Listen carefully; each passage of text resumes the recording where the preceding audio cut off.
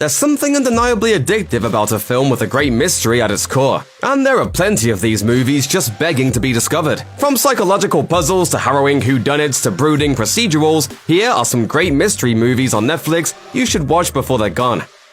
It took until 2007 before the right true crime mystery came David Fincher's way. Not surprisingly, the acclaimed director made the most of the moment, delivering what many consider one of the best that the genre has ever produced. The film in question is Fincher's immaculate thriller Zodiac, which details a years-long manhunt to find the man behind the brutal killing spree that terrified the San Francisco area throughout the late 60s and early 70s. Adapted from Robert Graysmith's book of the same name, Zodiac finds Jake Gyllenhaal portraying Graysmith himself as a whip-smart former cartoonist who slipped headlong into his own obsessive hunt for the taunting Zodiac killer. Just because you can't prove it doesn't mean it's not true. Fincher approaches that hunt with the same obsessive manner as the man driving the narrative. In doing so, he delivers a riveting first-person account of perhaps the most compelling true crime mystery in US history, if only because the Zodiac killer has never been captured.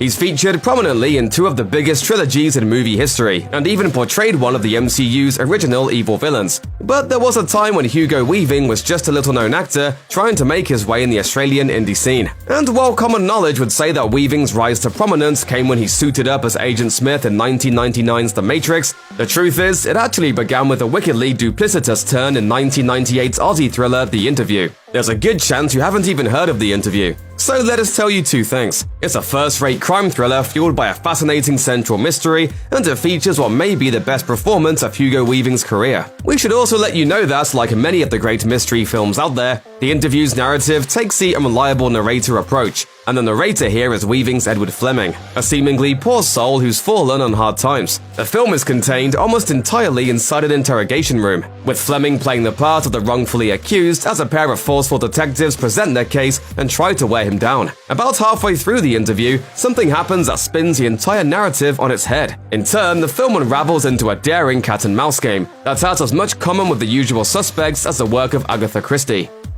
Directed with a simmering menace and fractious energy by David Bruckner, 2017's The Ritual follows a disparate group of pals from college who, a year after a tragic death, come together to pay respects to their dearly departed friend. They do so by hitting the far reaches of the Swedish wilderness for a camping and hiking expedition. Needless to say, once the men enter the deep, dark woods of Sweden, they're plunged headfirst into a supernatural nightmare, the likes of which must be seen to be believed. Less a proper mystery movie than a film fueled by one unexpected moment after another, The Ritual fully revels in its unholy mysteries for much of its 94-minute runtime. When those mysteries are laid bare in the film's final act, well, nothing can fully prepare you for that unveiling, so we'll simply leave you to discover and enjoy it on your own. Over the course of the past 15 years, Mark and Jay Duplass have firmly established themselves as the no-budget kings of the Hollywood underground. They've done so by writing, directing, and starring in a string of audaciously original indie films, stretching across every genre. They've also dedicated themselves to giving up-and-coming filmmakers a crack at showbiz by producing micro-budget flicks that might be considered too fringe for the mainstream. Charlie McDowell's anti-rom-com fantasy The One I Love is among the best of those movies. Produced on a reported $100,000 budget, The One I Love finds troubled married couple Sophie and Ethan, played by Elizabeth Moss and Mark Duplass, struggling to save their relationship and deepen the throes of couples therapy. When their therapist recommends a weekend away at a secluded estate, the desperate duo jump at the chance to rekindle their romance. Upon arriving, Sophie and Ethan do seemingly begin to spark their emotional and physical connections, but it quickly becomes unclear whether or not they're actually connecting with each other. At the risk of giving too much away, we're gonna let our synopsis stop here, because the mystery driving McDowell's daringly evocative film is best explored with as little information as possible. Just know that the film categorically refuses to fit into any one narrative box, and is as thought-provoking as it is bizarre. Oh my god, it's so weird. It's so strange, isn't it? Really odd. There's a lot to be said for a filmmaker taking the slow burn approach on a mystery movie. In fact, the genre itself tends to encourage letting the unknown simmer, just long enough to bury into viewers' brains before letting the narrative boil over into whatever emotional hellscape the filmmaker is planning to unleash. And in terms of starkly slow-burning hellscapes, few have burned quite as destructively or burrowed quite as deep as Karen Kusama's propulsively somber study in Grief, The Invitation. Part bracing chamber drama and part tightly wound psychological thriller, The Invitation follows the story of Will, who's accepted an invitation for himself and his girlfriend Kira to attend a dinner party at the home of his ex-wife, Eden, and her new husband, David. With their old friends all joining the festivities, Will hopes the night won't be too awkward. While the party starts off on the right foot, an ominous energy begins to seep through every single moment, and it quickly becomes clear Eden and David have a very specific reason for getting the old gang back together. That reason is every bit as troubling as you might think. And yes, everyone on this party's guest list is in imminent danger.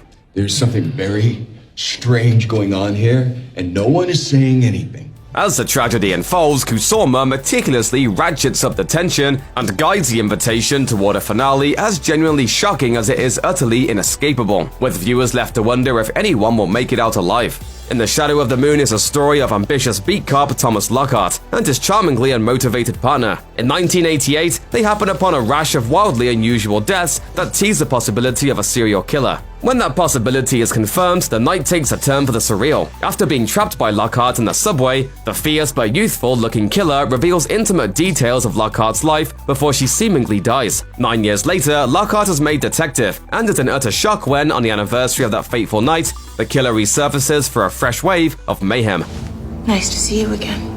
The disturbing events that occur in the first part of this mysterious sci-fi thriller set the stage for a taut anti-procedural which spins the whodunit formula on its head. On top of all that, the film also introduces a classic science fiction plot device into the equation. In The Shadow of the Moon's disparate narrative tools prove vital to its fateful story, utilizing each to build an intricately orchestrated sci-fi house of cards that feels much bigger than it is. In doing so, the director delivers a cleverly observed puzzle box of a film, assembled with the eye of a detective to present a devastating view of the future.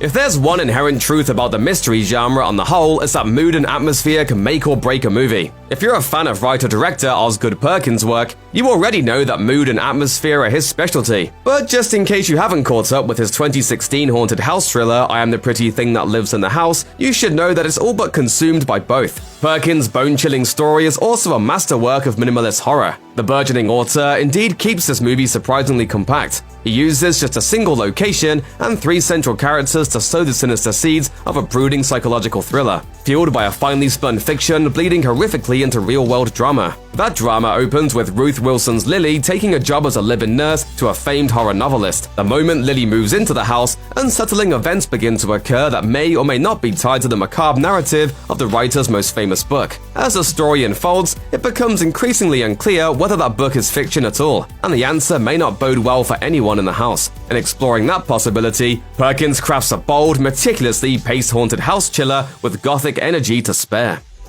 We freely admit that we might be slightly bending the strictest definition of mystery movie with the inclusion of Netflix's full-throttle action film Wheelman on this list, because plots isn't really the point of the film. But if you'll bear with us, we think we can twist your opinion on Wheelman, because at the core of this film's taut narrative is, in fact, a marvelously constructed mystery. The story follows a skilled getaway driver who's fresh out of prison and back on the job purely as a means to pay off debts owed to local mobsters. One of his first gigs behind the wheel is a bank heist that doesn't go as planned. In the aftermath of the bank melee, the nameless driver has to ditch his accomplices and is stuck with a bag full of mob money, and no way to reach the man who put him on the job. To make matters worse, the driver is getting calls from a dangerous stranger demanding the money be delivered to him or his ex-wife and daughter will pay the price. Set almost entirely inside the confines of the man's car and told with a breathless sense of urgency, Wheelman's mysteries unfold with a steady hand, an insatiable appetite for anarchy, and an unapologetic tough guy acting ascetic. I drive the car, I'm the wheelman.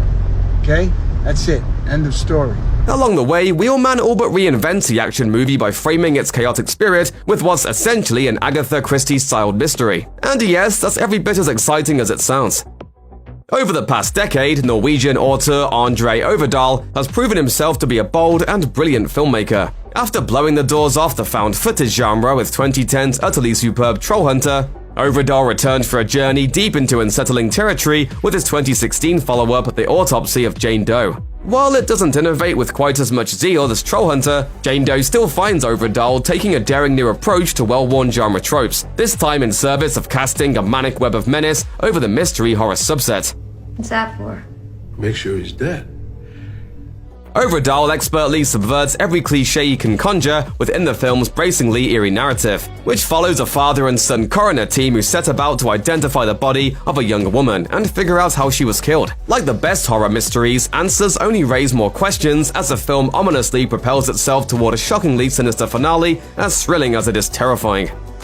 The name Brad Anderson might not be instantly recognizable by general moviegoers. However, among the psychological thriller set, the talented director has more than earned their respect with several gems, including The Machinist with Christian Bale and The Call with Halle Berry. Drama cred aside, Anderson's brooding indie film Session 9 proves that his ongoing success is well-deserved. This relentlessly eerie movie is about an asbestos removal crew that's clearing out an abandoned psychiatric hospital. Equal parts psychological thriller and haunted house flick, Session 9 so effectively shrouds its narrative in mystery that some viewers might find themselves as lost in the story's exploration of soul-decaying trauma as the characters within the walls of the hospital. It's a harrowing experience, but well worth the journey. And when the film finally pulls the rug out from under you, it does so in a way that will leave your head spinning for hours.